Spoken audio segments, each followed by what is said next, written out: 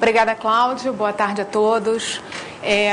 Primeiro, eu queria agradecer o convite do Cláudio. Para mim é um prazer estar aqui essa tarde fazendo uma palestra de divulgação sobre a área de estatística e as possibilidades de pesquisa em estatística. Eu sou, como o Cláudio falou, sou professora do Instituto de Matemática da UFRJ e no final eu vou falar um pouquinho sobre a pós-graduação em estatística no nosso programa. O título da palestra vocês já vão entender.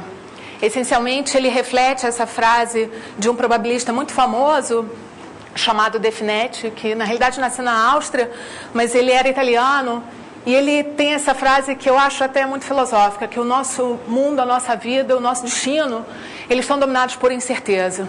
E talvez essa seja a única afirmação que a gente possa fazer com certeza.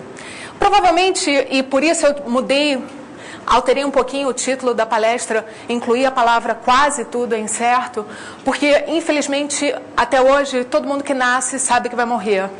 Então, desculpa se eu começo a palestra com um tom um pouquinho pessimista, mas isso é um fato que a gente tem certeza.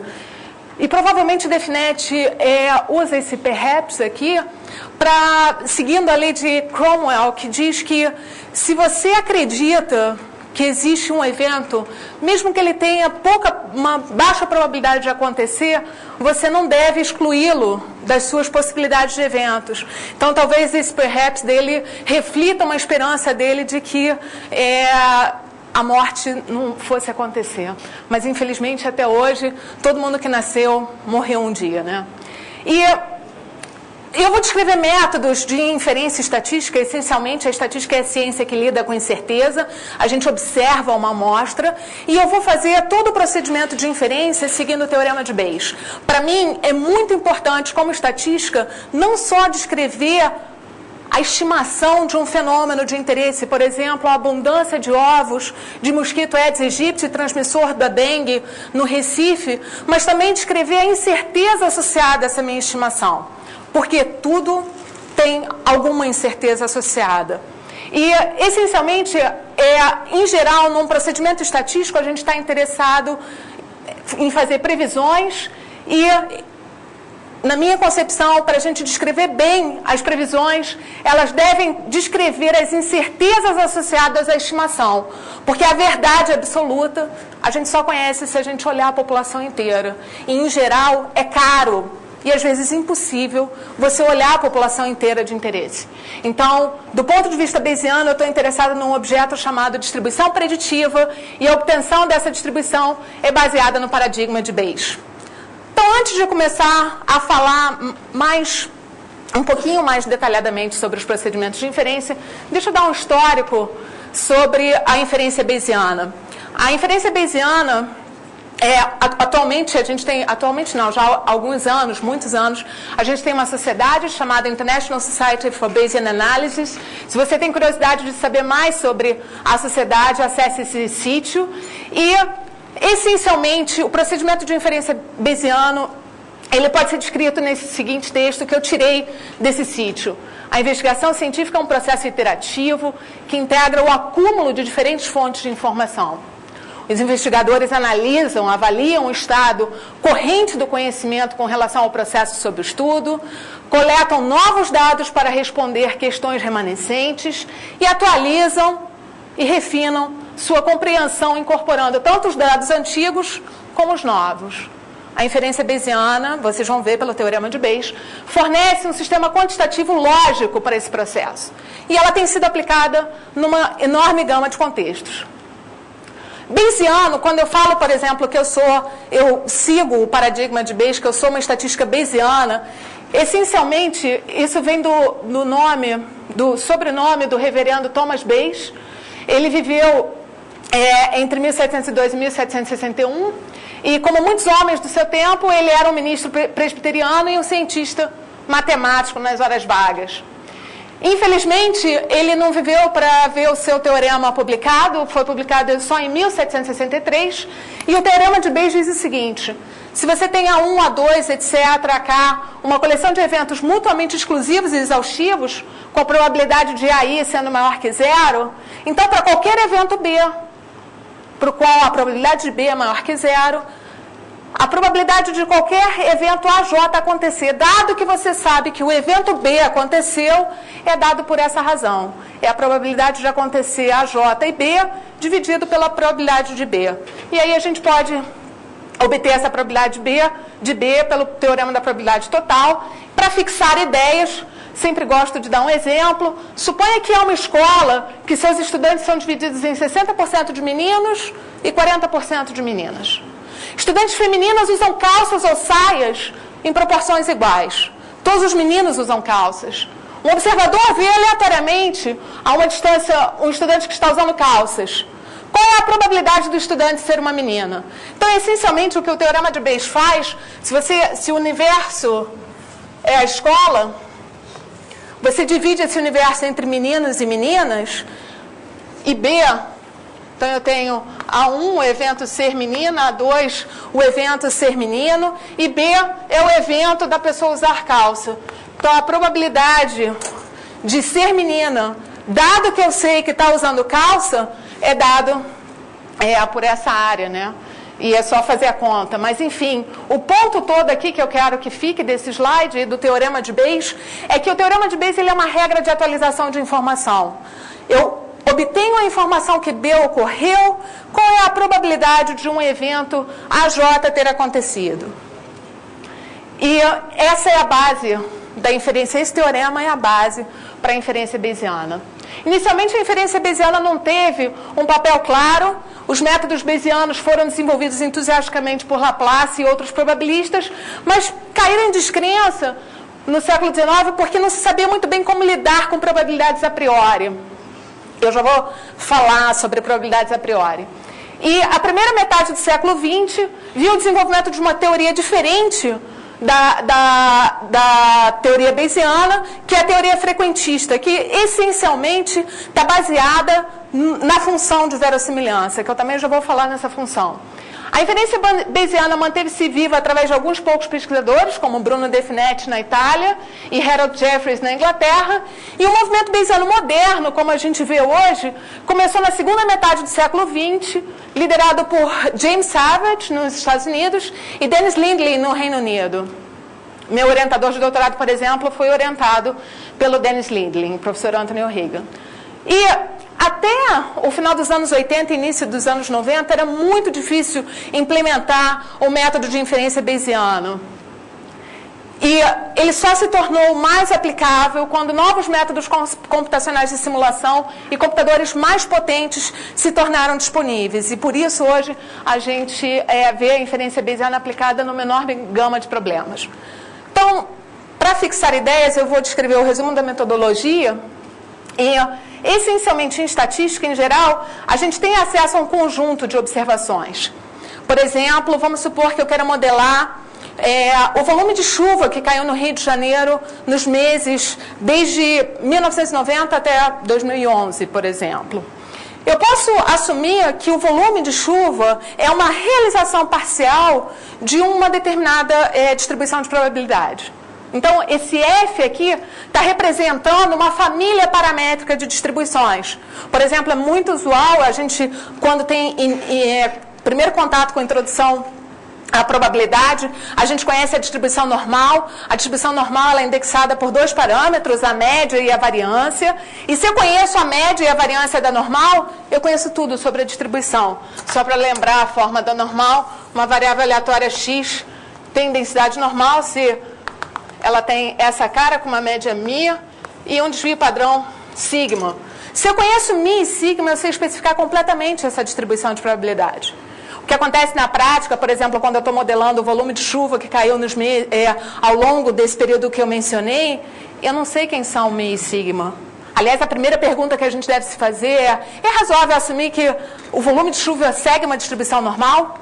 Mas aqui no contexto dessa palestra, eu sempre vou estar assumindo que as minhas realizações, a minha amostra que eu observo é uma realização de uma densidade, que tem uma distribuição, uma função de densidade de probabilidade F indexada por θ.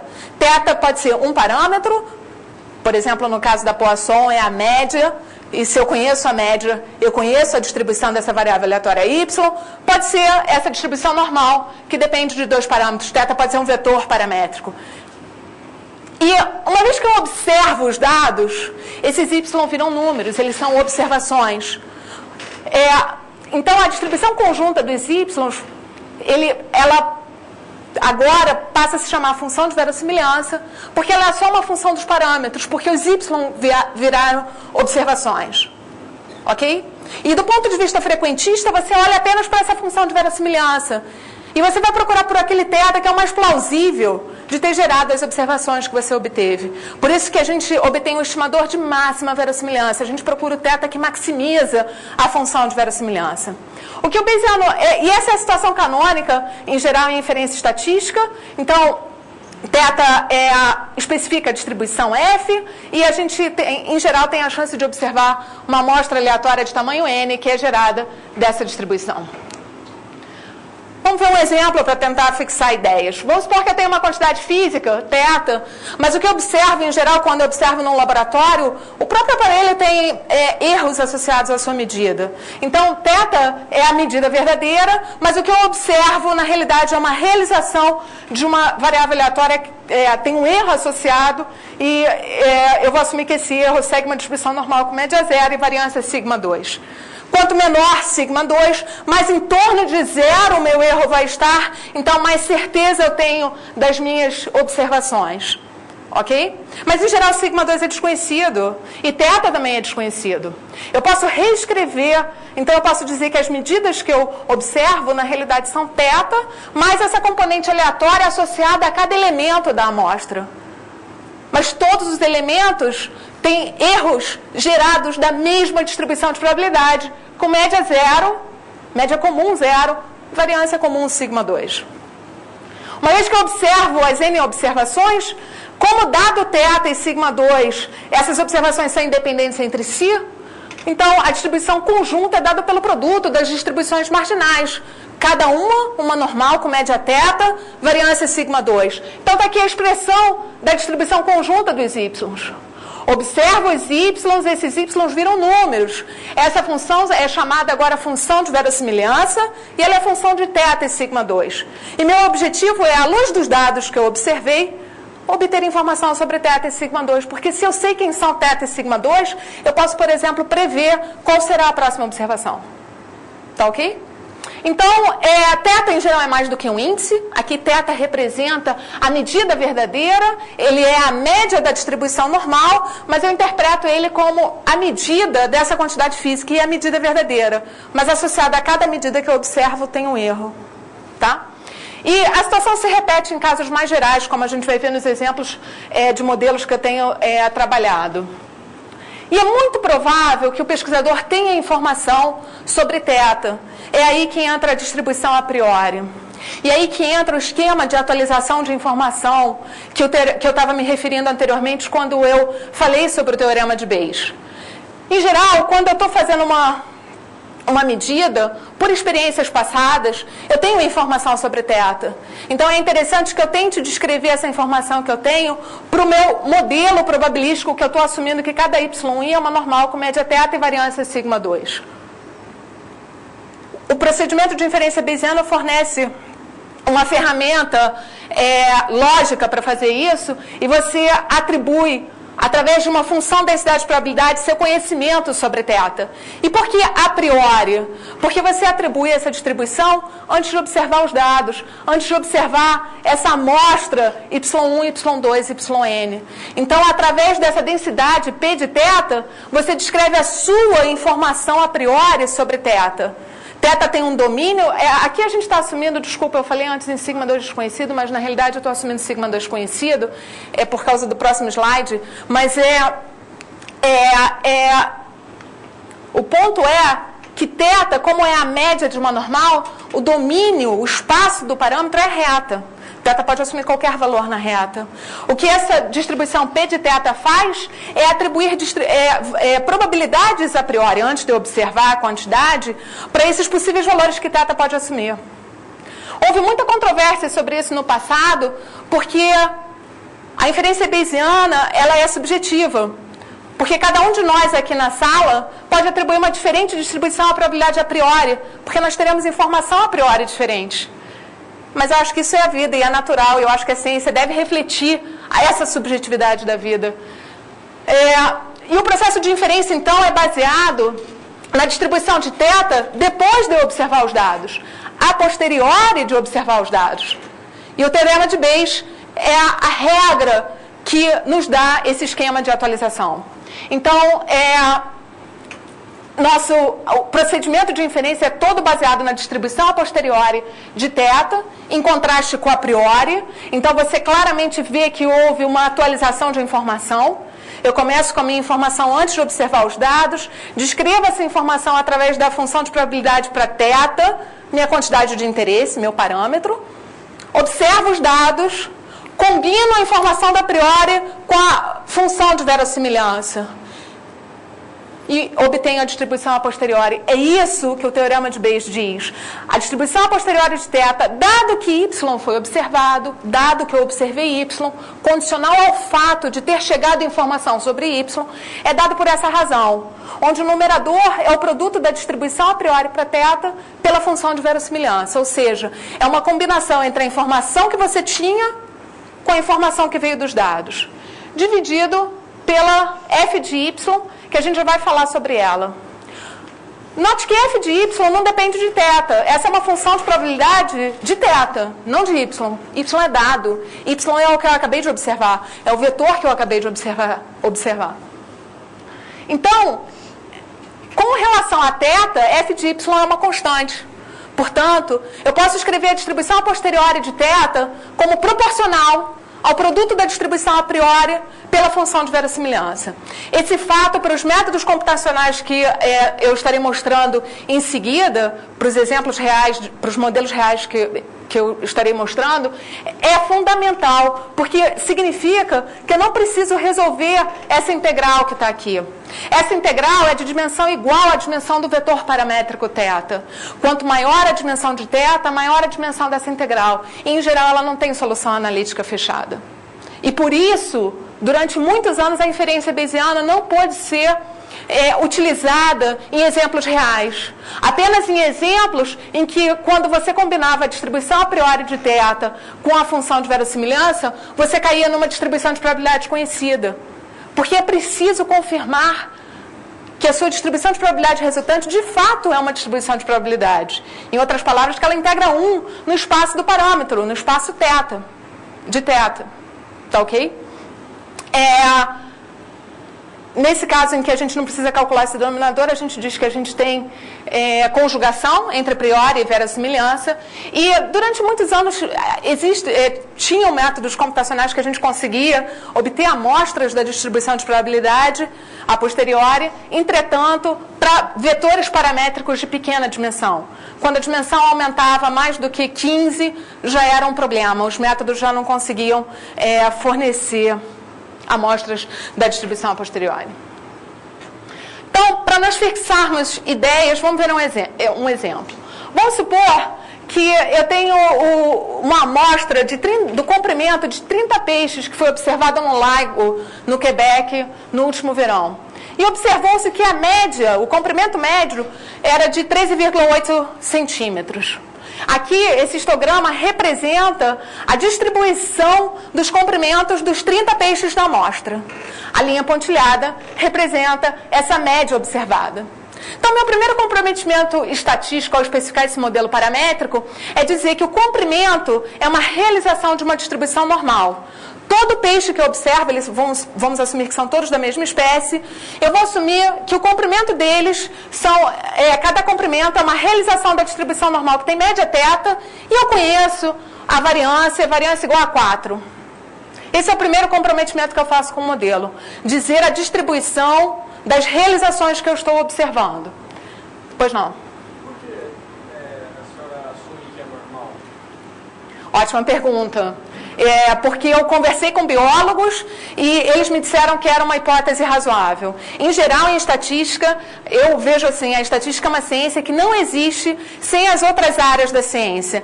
A estatística é a ciência que está presente para justamente descrever os fenômenos que as pessoas observam nas outras áreas. E por isso eu acho que o desenvolvimento de um bom modelo estatístico depende muito desse contato entre o estatístico e o profissional da outra área. Então, quem realmente vai poder me dizer por que a distribuição normal é razoável é um biólogo, não sou eu. Tá, mas aqui é um exemplo, e eu acho que é razoável. Se você tem muitos peixes, eu acho que é uma distribuição razoável para descrever o comprimento dos peixes.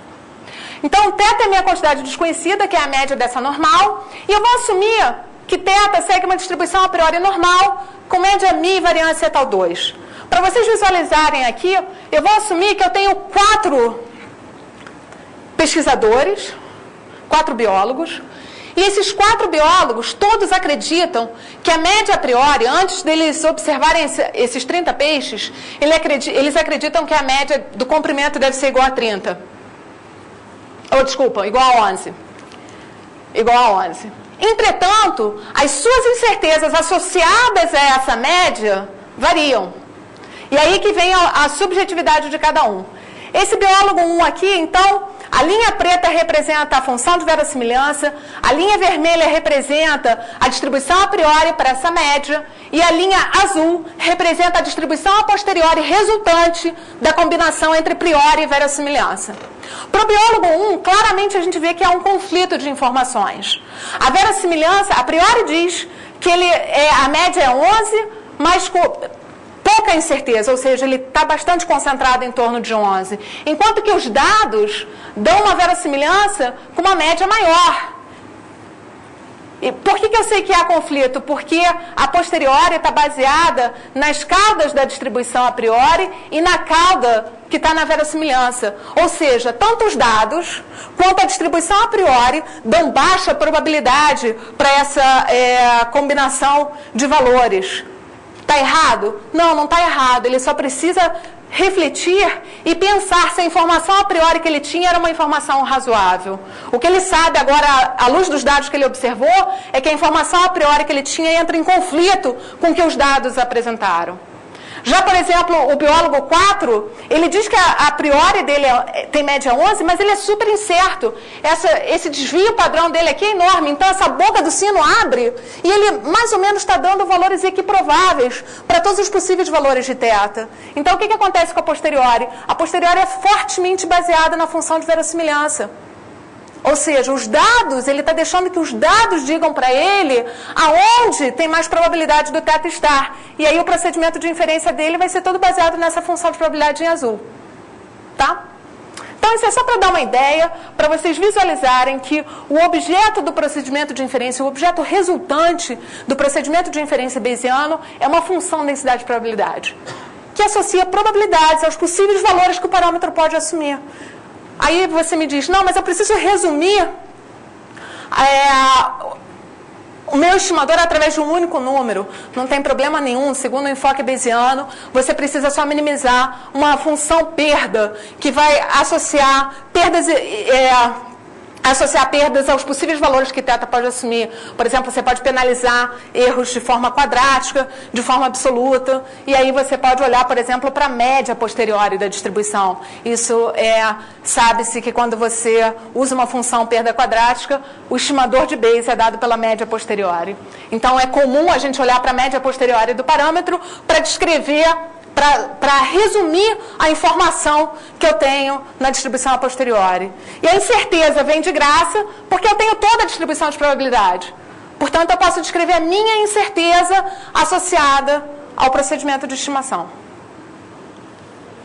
Bom, os métodos de estimação, eu acho que eu vou pular sobre os métodos de estimação, vou seguir para os exemplos, porque eu estou vendo que já são 5 para as 2, e deixa eu falar um pouco sobre os meus projetos de pesquisa. Bom, como eu já falei desde o início, a minha área de pesquisa é inferência bayesiana. Em geral, eu estou muito interessada em aplicação a dados reais. Em geral, eu quero olhar um problema interessante e propor um modelo. Mais especificamente na área de estatística espacial, englobando aí a área de epidemiologia e estatística ambiental. E também modelos para observações que variam tanto no espaço quanto no tempo.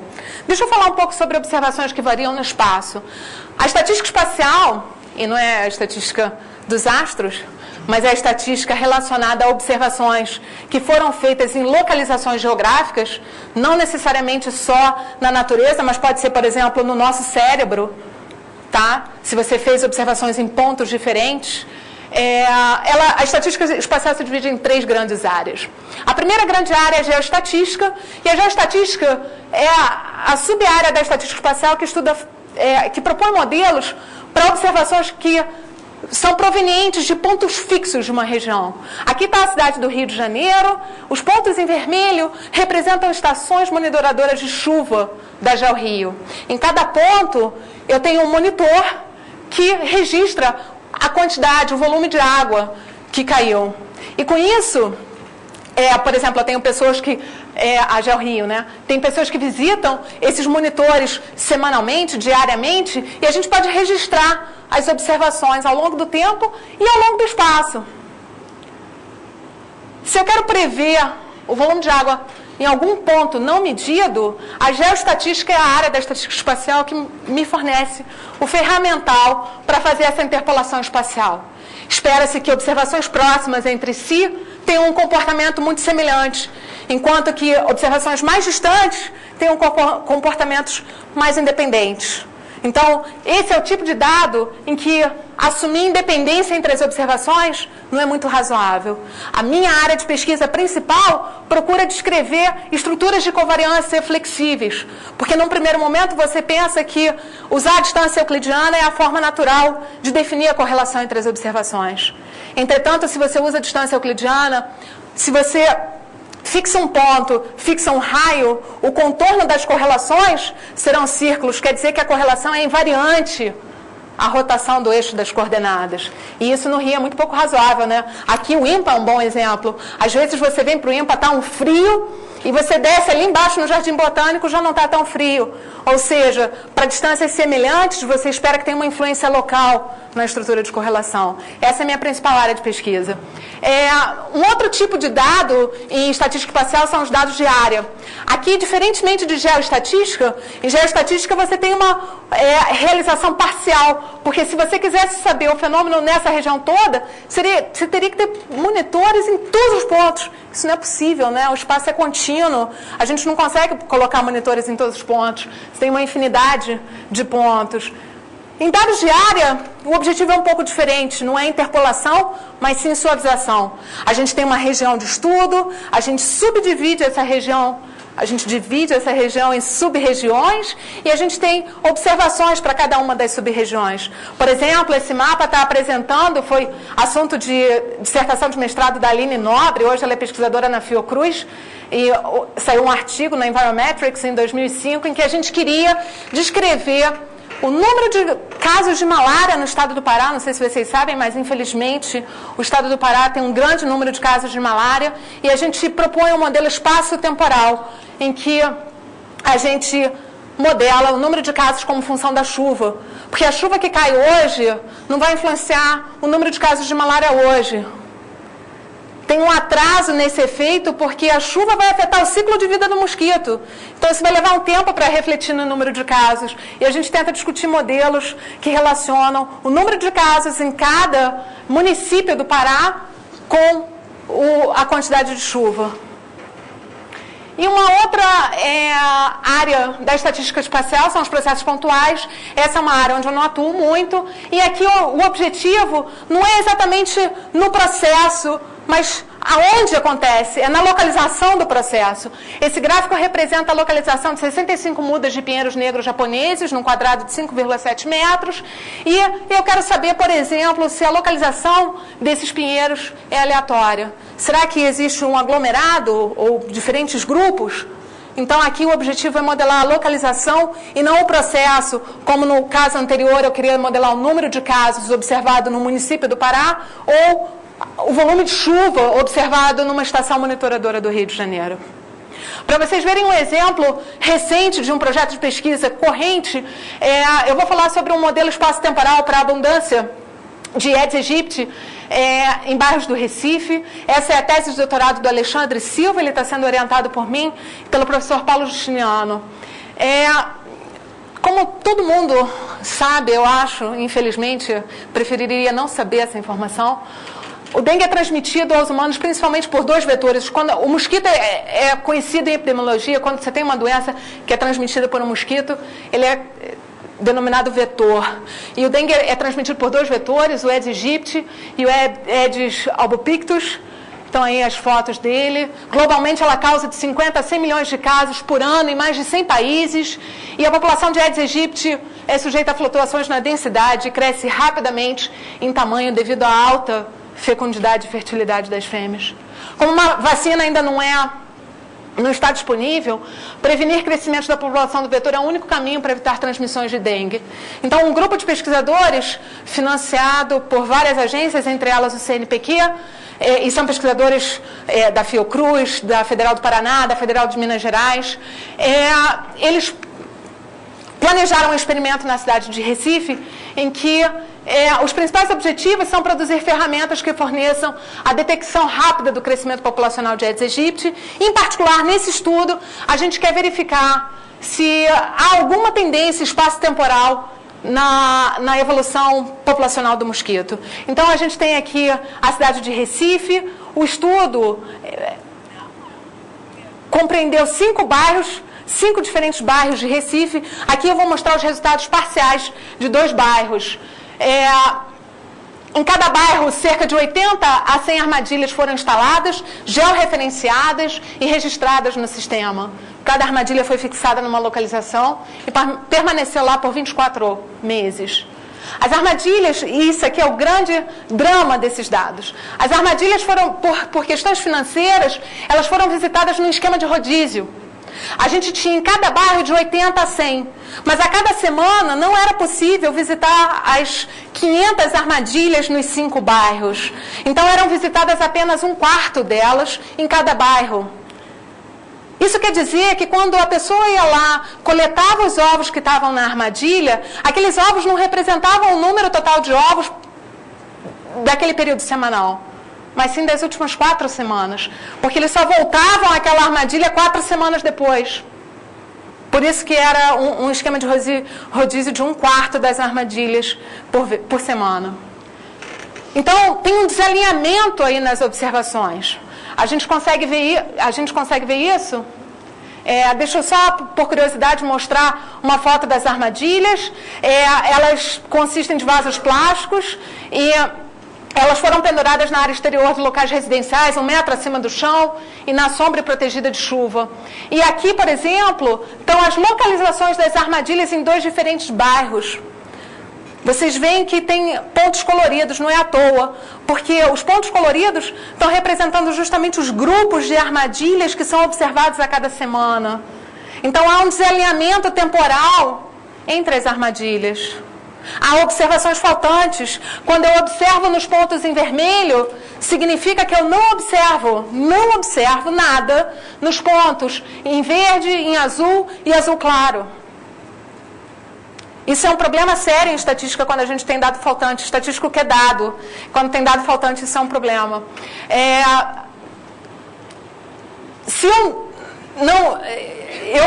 Eu me considero uma pessoa que faz modelagem, eu sempre proponho um modelo porque eu acredito que os processos que eu observo são realização de algum processo estocástico. Se eu não acreditasse nisso, eu pararia aqui, nessa análise exploratória.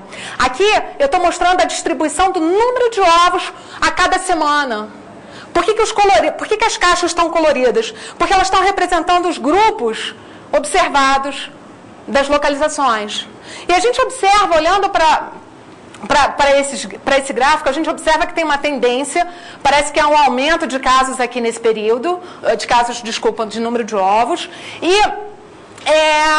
a gente também observa que a variabilidade, ou seja, essas caixinhas estão variando de amplitude, indicando que a variabilidade do processo provavelmente está mudando ao longo do tempo, tá? Isso aí estão para os 2 bairros. Claramente, o bairro Casa Forte tem um comportamento um pouco diferente do bairro Dois Irmãos. A gente vê que tem uma tendência a se estabilizar aqui, aparentemente. Mas, de novo, a variabilidade é enorme. Esse é outro grande problema desse conjunto de dados. Eles têm uma variabilidade muito grande. Então, vamos colocar um pouco de equações e descrição do nosso modelo estocástico. Eu vou denotar por YT o vetor que contém as observações no tempo T e nas localizações S1, S2 e Sn. Para cada bairro eu tenho cerca de 80 a 100 localizações. Entretanto, a cada tempo T, nem todas as componentes desse vetor são observadas. Ok?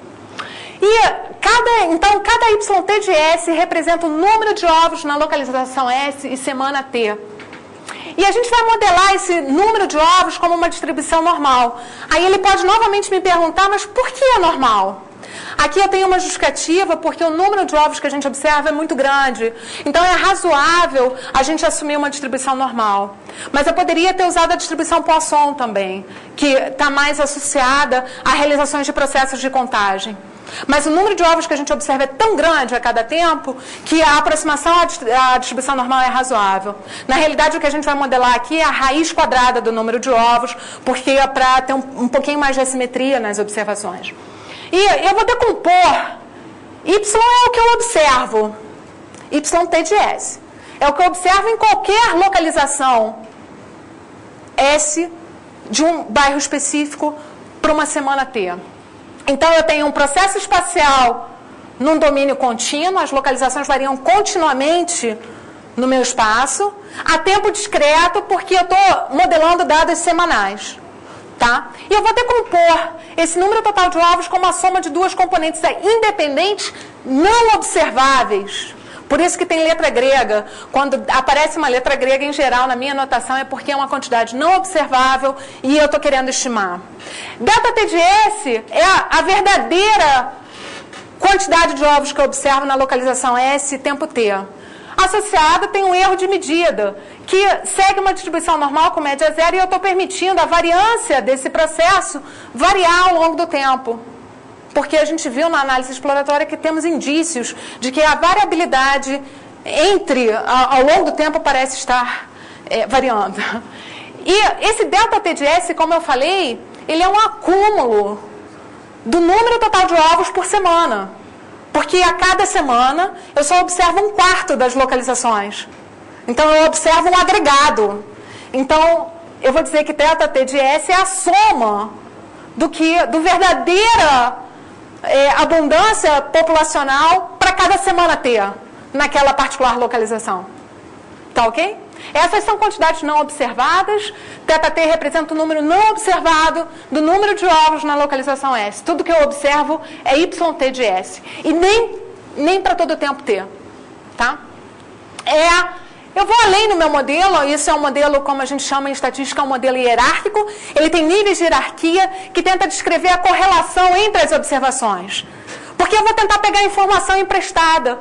Para aquelas localizações que não foram observadas numa particular semana, eu vou pegar informação emprestada dos vizinhos que foram observados. Eu faço isso através desse modelo em que eu assumo uma estrutura de correlação nesses erros. Então, θT menos R é um vetor e eu vou decompor esse vetor na soma de duas quantidades aleatórias independentes. Uma, que é o efeito do tempo comum a toda a localização. Lambda-T representa o efeito temporal comum na abundância de ovos para aquele bairro como um todo. E essa componente VT menos R, é um vetor n-dimensional, vai capturar o que é particular daquela localização. Mas ele não se comporta de forma independente. Ele olha para o vizinho dele. Ele pega a informação emprestada do vizinho. Então, esses erros aqui estão correlacionados espacialmente. De que forma? São função de da distância euclidiana entre as localizações das armadilhas e decaem exponencialmente. Quanto maior a distância, menor a correlação. Com que velocidade que decai, depende de um parâmetro φ que eu preciso estimar. Então, isso é só para dar uma ideia de modelos que a gente pode construir. Então, aqui, por exemplo, está a nossa estimativa do efeito temporal, do comportamento temporal da abundância de ovos para esse bairro Dois Irmãos e para o bairro Casa Forte. Nota que a gente captura aquele movimento de aumento nesse período, que eu acho que compreende abril e maio desse ano. E Casa Forte tem valores muito mais altos. As escalas aqui deveriam estar comparáveis, mas claramente aqui Casa Forte tem valores mais altos, enquanto que Dois Irmãos tem valores mais baixos. Aqui são as estimativas a posteriori. Como eu falei no início da minha apresentação, para mim é muito importante descrever a incerteza associada às minhas estimativas. A minha incerteza está sendo representada por essa área em cinza. O que eu estou resumindo para cada tempo t é a distribuição a posteriori daquele parâmetro lambda t, com a sua incerteza associada, ok? Aqui estão as variâncias, só para mostrar que parece realmente que a gente tem evidências de que a variância varia ao longo do tempo e a ferramenta principal que a gente pode fornecer nesse procedimento de inferência, como eu falei, é o de interpolação. Eu posso, para um tomador de decisão, eu posso fornecer as minhas estimativas do número de ovos em qualquer região. Basta sobrepor uma grade regular nessa região e usar o modelo para fazer previsão para os pontos não medidos. Os pontos coloridos estão representando os pontos que foram observados naquela semana. Os pontos em cinza, os círculos em cinza, são os círculos que não foram observados, mas que a gente fornece estimativa. E a imagem, o colorido, é a nossa interpolação espacial. Tá? Então, onde você vê muito preto, quer dizer que a abundância de ovos é estimada como sendo muito alta. Ok? E aí eu posso fazer isso para o outro bairro também, mas aí eu, por causa do tempo, eu vou seguir em frente. E aí tem uma discussão do que o nosso modelo pode fornecer. Deixa eu falar um pouquinho sobre o outro exemplo. Esse exemplo é um trabalho em colaboração com os professores Ronaldo Dias, Nancy Garcia, da Unicamp, e atualmente o artigo está em revisão para o periódico Technometrics. E o problema é um problema de análise funcional. Quando a gente usa energia, e agora no Rio a gente está super ligado com isso por causa dos bueiros que estão estourando. Hoje mesmo estourou um bueiro em Botafogo. A gente tem uma subestação. A subestação distribui energia para os transformadores. Cada transformador tem um grupo de usuários. Tá? E cada transformador, esse grupo de usuários, ele pode ser dividido em residenciais. Entre os residenciais podem ser divididos em monofásicos, bifásicos. Podem ser comerciais. Podem ser pequenas indústrias, pequenas empresas, né? Médias, grandes. Enfim, existe uma classificação do consumidor final. Mas o ponto importante é que cada transformador distribui energia para um grupo de consumidores. Ok? E diferentes tipos de consumidores, como eu falei, empiricamente sabe-se que os consumidores residenciais possuem um pico de consumo em torno de 6 e 8 horas da noite, parcialmente devido ao uso de chuveiros elétricos, e consumidores industriais e comerciais possuem pico entre 8 da manhã e 6 horas da tarde. Idealmente, a gente gostaria de descrever o perfil dos diferentes consumidores, o perfil de consumo. Isso é muito importante para a companhia distribuidora de energia, porque eles precisam saber quanto de energia eles vão colocar no transformador para que o transformador aguente a carga com o número de consumidores. Então, o ideal seria a gente ter o perfil de cada consumidor. Mas, novamente, é muito caro a gente obter amostras de cada consumidor. Então, na prática, o que a gente obtém são dados agregados. A gente tem amostras ao longo de J dias, por exemplo, 5 dias, segunda a sexta, e de M transformadores, a gente tem replicações. E apesar da carga de cada trafo ser uma curva contínua, a gente tem observações feitas apenas em T pontos. Acho que a cada... Não vou me arriscar a falar aqui, mas são muitas observações. E a carga elétrica do tráfego I é composta pela soma das cargas dos diferentes consumidores. Então, C aqui está denotando o tipo do consumidor e NCI, o número de consumidores do tipo C no transformador tráfego I. Ok? E o mercado é denotado pelo conjunto total de todos os tipos de consumidores. O que a gente observa, de fato, é a carga para o Jésimo dia do Iésimo transformador no tempo T.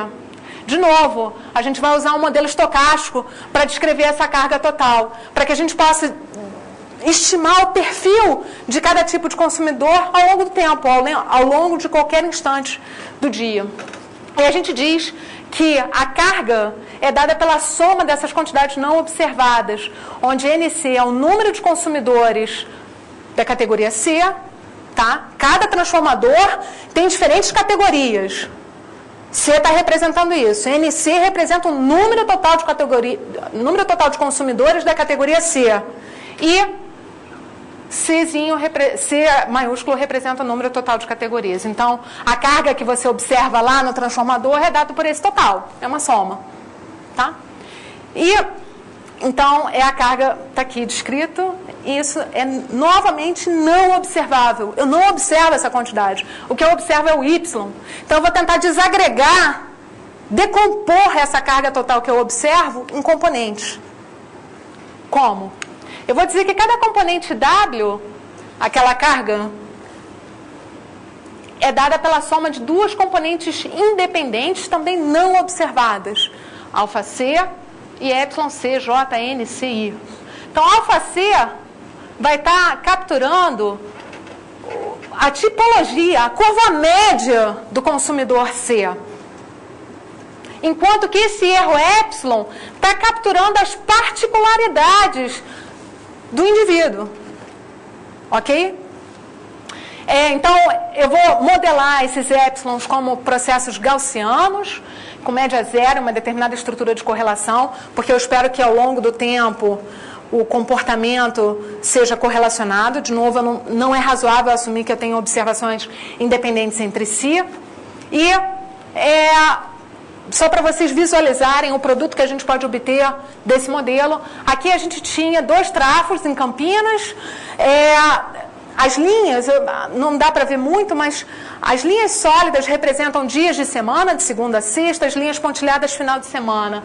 A diferença no comportamento da carga para os dias de semana e para o final de semana. Então, a gente eliminou o final de semana da nossa amostra e a gente se concentrou nas observações ao longo dos dias da semana. Então, as observações de 0 a 24 horas da segunda, as observações de 0 hora da terça a 24 horas da terça, são replicações desse mesmo processo, a carga total, ok? E aí, o nosso modelo, na amostra, a gente tinha 2 tipos de consumidores, monofásico e bifásico, dentro do transformador, só que o nosso modelo é que fornece a estimativa do perfil do consumidor monofásico e do consumidor bifásico. Claramente, o bifásico tende a gastar mais energia, tem carga maior quando comparado ao monofásico. Esses painéis de baixo, de novo, a linha sombreada está descrevendo a minha incerteza associada à minha estimativa, que é a linha sólida. E embaixo eu estou mostrando as variâncias, a variabilidade associada a cada tempo. Claramente, elas variam ao longo do tempo também. Aqui está o comportamento, eu tenho replicações ao longo do dia, para cada tempo. Aqui está o comportamento médio desse transformador, da carga total. Tá? O que efetivamente entra no meu modelo são esses pontos. O que sai como produto é essa linha sólida com essa área sombreada. Ok? Eu acho que eu vou pular esse exemplo era um exemplo sobre abundância de peixes num lago no Quebec. O interessante desse exemplo é a forma das localizações, que tem essa forma de elipse. Então, distância euclidiana aí não parece muito legal ser usada. Eu vou pular esse exemplo para terminar, para deixar tempo para pergunta. Mas antes disso, eu gostaria de contar um pouco a história do programa de pós-graduação em estatística da UFRJ. Ele existe, o mestrado existe desde 1980. Ele já formou mais de 130 mestres. O programa de doutorado começou em 2001 e nós já formamos 19 doutores. O programa tem conceito 5 na CAPES. Nossas principais áreas de pesquisa são modelos dinâmicos, análise de processos espaciais, espaço-temporais, análise de sobrevivência, ciências atuariais, métodos computacionais, enfim. Nós temos felizmente, pesquisadores que atuam em diferentes áreas da estatística. Se você tiver curiosidade de saber um pouco mais sobre o programa, sugiro visitar o sítio www.dme.ufrj.br. E se você tem alguma curiosidade a mais sobre a palestra hoje, ou sobre as possibilidades de pesquisa em estatística, pode me contactar. Meu e-mail é alex@im.ufrj.br, que pode ser encontrado na minha homepage, que eu dei no início, ou na homepage do programa. Muito obrigada pela atenção de vocês.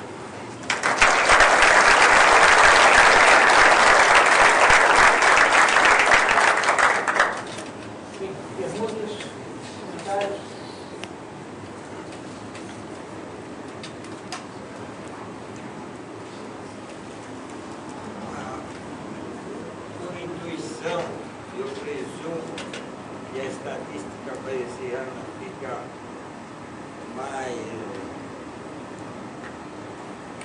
de maior importância quando a distribuição do parâmetro é diferente da distribuição